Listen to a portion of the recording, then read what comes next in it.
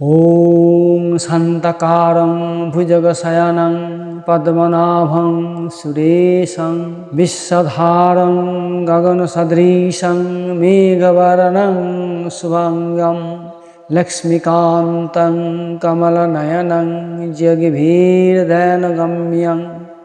वन्दे विष्णु भवभयहरं सर्वलोकैकनाथं। प्रवचन। শ্রী ভগবৎ পিপাসু মানবে জাগরণের জন্য 7টি পথ। কি কি? 1. জ্ঞান, 2. আশ্রয়, 3. মদাশ্রয়, 4. অবলম্বন, 5. অধীনতা, 6. প্রপত্তি, 7. সাহায্য। এই 7টি পথ যারা ভগবৎ পিপাসু মানুষ, যারা ভগবানকে প্রাপ্তি করতে ইচ্ছা হয়, তাদের জন্য এই 7টি পথ। প্রথম, জ্ঞান। এই জ্ঞানের 3টি ভাগ: জ্ঞান, বিজ্ঞান এবং প্রজ্ঞান। জ্ঞান, কোনো কিছু জানাকে জ্ঞান বলা হয়। বিজ্ঞান, তার থেকে বিশেষ কিছু জানাকে বিজ্ঞান বলা হয়। প্রজ্ঞান, প্রকৃষ্টভাবে জানাকে প্রজ্ঞান বলা হয়। অর্থাৎ যেটা প্রজ্ঞা দিয়ে, যেটা জ্ঞান বিজ্ঞান দিয়ে আসবে না, সেটা প্রজ্ঞা দিয়ে ভাবতে হবে, তাকে বলা হয় প্রকৃষ্ট জ্ঞান। তাহলে জ্ঞান কাকে বলে? তা ভগবান সম্বন্ধে জ্ঞানটা কি, ভগবান সম্বন্ধে বিজ্ঞানটা কি, ভগবান সম্বন্ধে প্রজ্ঞানটাই বা কি? এই জগৎ সংসার সে ভগবান থেকে উদ্ভূত হয়েছে, অর্থাৎ ভগবান থেকে এর সৃষ্টি হয়েছে এবং তাতে বিলীন হয়ে যাবে। এখানে এই মনে করাই হলো জ্ঞান। আমাদের শুধু ভাবতে হবে, এই ভাবনা থেকেই আমাদের জাগৃতি শুরু হবে। তাই এটা হলো জ্ঞান। বিজ্ঞান কি? এবং সবই শ্রী ভগবান, ভগবানই সব হয়ে আছেন, ভগবান ছাড়া আর কিছু নাই, এটি জানাই হলো বিজ্ঞান। অর্থাৎ একমাত্র তিনিই সবের মূল কারণ। এই হলো বিজ্ঞান, বিশেষভাবে জানা। এই বিশেষভাবে জানার পরও আর একটা জানা আছে, সেটা প্রজ্ঞান, প্রকৃষ্টভাবে জানা। এখন যদি আমরা চোখে কম দেখি, আমাদের চোখে কম দেখলে কোথায় যেতে হবে? ডাক্তারের কাছে। ডাক্তারবাবুর কাছে গেলাম, ডাক্তারবাবুকে গিয়ে বললাম, ডাক্তারবাবু আমি চোখে কম দেখছি। ডাক্তারবাবু তার জ্ঞান দিয়ে তিনি ঔষধ লিখে দিলেন। ঔষধ আমি খাচ্ছি, ঔষধ খাওয়ার পরও আমার বিশেষ কিছু উন্নতি হচ্ছে না, এটা জ্ঞান শেষ হলো। আমি আবার ডাক্তারবাবুর কাছে গেলাম, ডাক্তারবাবু আমার চোখে তো আপনি ওষুধ লিখে দিলেন, আমি তো চোখে ভালো বুঝছি না কিছু। ডাক্তারবাবু তখন তার বিজ্ঞান নিয়ে এলেন, অর্থাৎ নানান রকম মেশিন দিয়ে তিনি আমার চোখটি দেখলেন। বিজ্ঞান এলো, তো চোখটি দেখে ডাক্তারবাবু বললেন, দেখুন আপনি ওষুধগুলো আবার খান। তিনি আবার নতুন করে আমাকে ঔষধ দিলেন।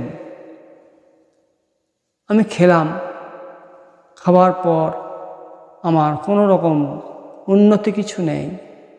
আবার ডাক্তারবাবুর কাছে গেলাম, ডাক্তারবাবু তখন আবার তার নূতন আরও শক্তিশালী কোনো মেশিন দিয়ে, কোনো যন্ত্র দিয়ে তিনি আমার চোখ দুটি আবার দেখলেন।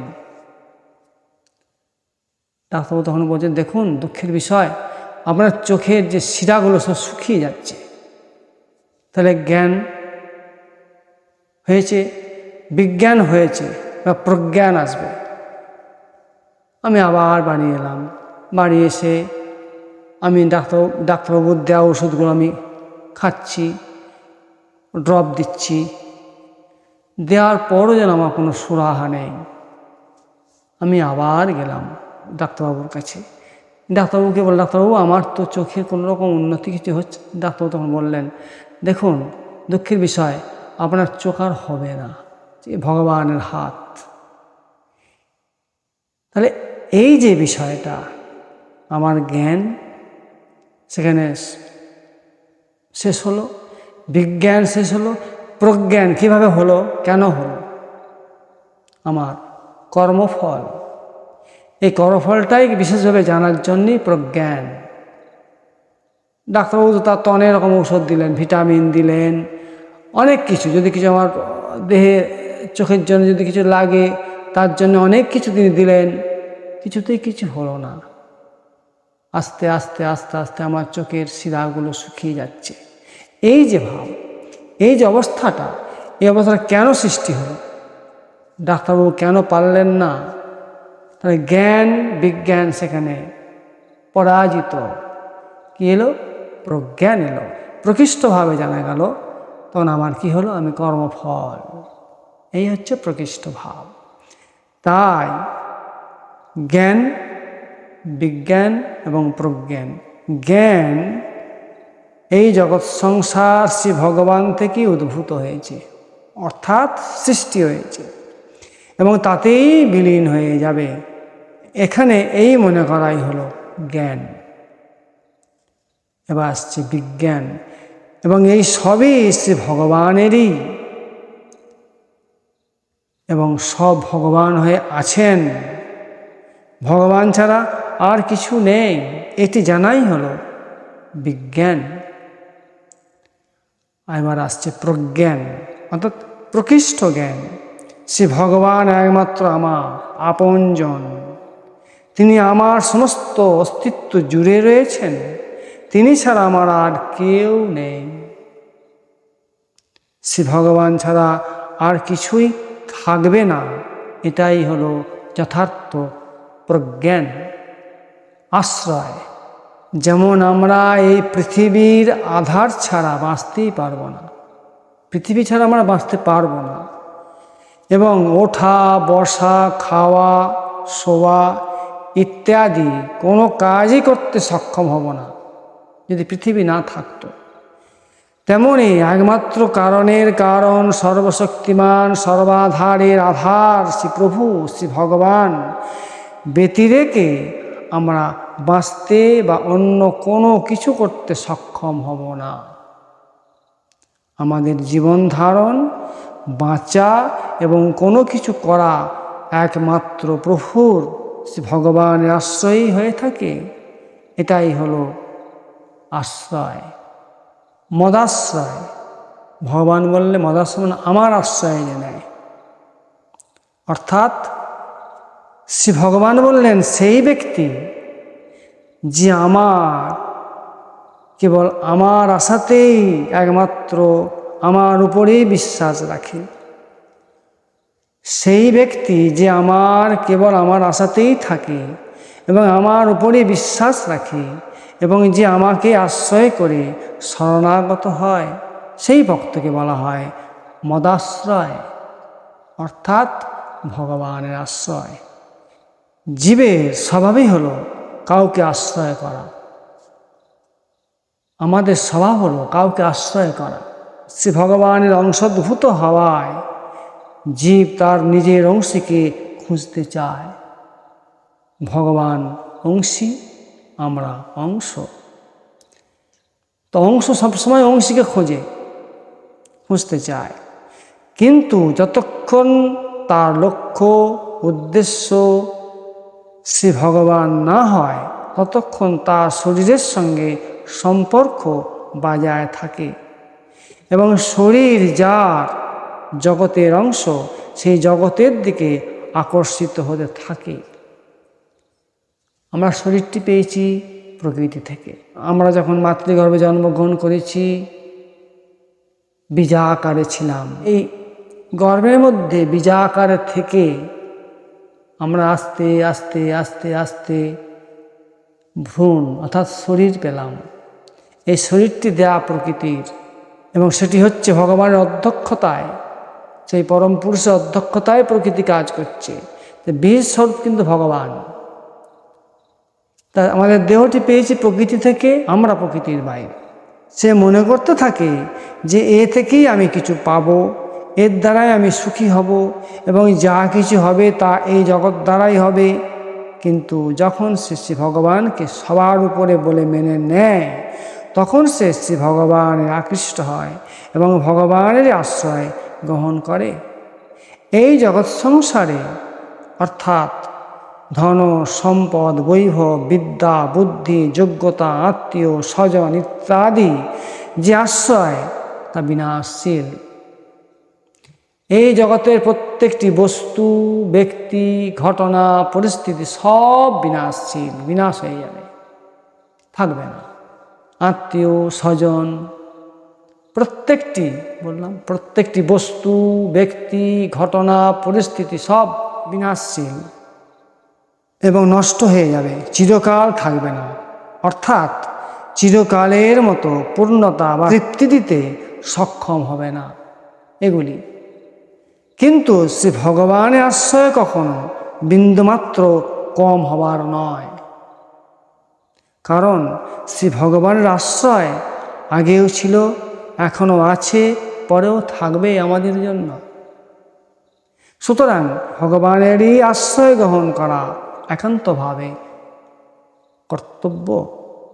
কেবলমাত্র শ্রী ভগবানেরই আশ্রয় অবলম্বন আধার ভরসা যেন আমাদের থাকে। শ্রী ভগবান বলেছেন মন যেন আমাকে আসক্ত হয় এবং আমাকে যেন আশ্রয় করে।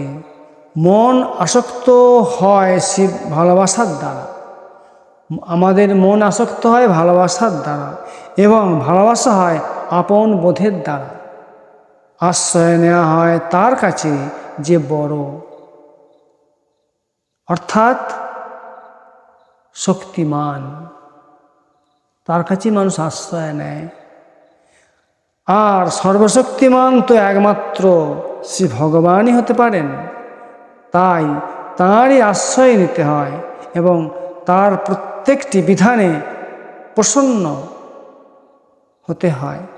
কেননা আমার মনের বিরুদ্ধে বিধান করতে হলেও তিনি আমার প্রতি কি সতর্ক নজরদারি রাখেন, তিনি আমার প্রতি কত স্নেহশীল। অতএব আমার কোনো বস্তু ব্যক্তি পরিস্থিতি ইত্যাদি সম্পর্কে বিন্দুমাত্র চিন্তার প্রয়োজন নাই। এটি হলো মদাশ্রয় অবলম্বন। যেমন কারো হাত ভেঙে গেলে চিকিৎসক হাত থেকে ব্যান্ডেজ বেঁধে গলার সঙ্গে ঝুলিয়ে দেন এবং হাতটি গলার অবলম্বনে ঝুলতে থাকে। তেমনি এই সংসারে বিমুখ এবং নিরাশ্রয় হয়ে শ্রী ভগবানের ভরসা করা এবং শ্রী ভগবানকে ধরে থাকাকেই বলা হয় অবলম্বন। অধীনতা, অধীনতা দুই প্রকারের হয়। এক, যেমন কেউ যদি জোর করে আমাদের অধীন করে রাখে বা ধরে রাখে, এবং দুই হলো আমরা যদি নিজের থেকে কারো অধীনতা স্বীকার করি বা তার দাস হয়ে যায়। এইরূপ নিজের কোনো প্রয়োজন না রেখে অর্থাৎ শুধু ভগবানের জন্যই অনন্য মনে সর্বতভাবে শ্রী ভগবানের দাস হয়ে যাওয়া এবং কেবল ভগবানকেই নিজ প্রিয়তম বলে মনে করা হলো তার অধীনতা প্রপত্তি। যেমন কোনো বিশেষ সক্ষম ব্যক্তির শ্রীচরণে সাষ্টাঙ্গ প্রণিপাত করা। আমরা জগৎ সংসারে কোনো বিশেষ ব্যক্তিকেই প্রণাম করি, সাষ্টাঙ্গ প্রণাম দিই, কেউ পঞ্চাঙ্গ প্রণাম দিই, তেমনি সংসারে সর্বতভাবে বিমুখ হয়ে সর্বশক্তিমান শ্রী ভগবানের শ্রীচরণে পতিত হওয়াকেই বলা হয় প্রপত্তি, অর্থাৎ যার থেকে আমাদের প্রসন্নতা আসে, সাহায্য। জলে ডুবন্ত মানুষ যেমন কোনো কিছুকে আশ্রয় করে বাঁচতে চায়, গাছ লতা দড়ি ইত্যাদির সাহায্য গ্রহণ করে বাঁচতে চায়, তেমনি এই সংসার ভবসমুদ্রে বারংবার জন্ম মৃত্যুর ভয় থেকে রেহাই পাবার জন্য শ্রী ভগবানের সহায়তা লাভই হল সাহায্য। যার মন সামগ্রিক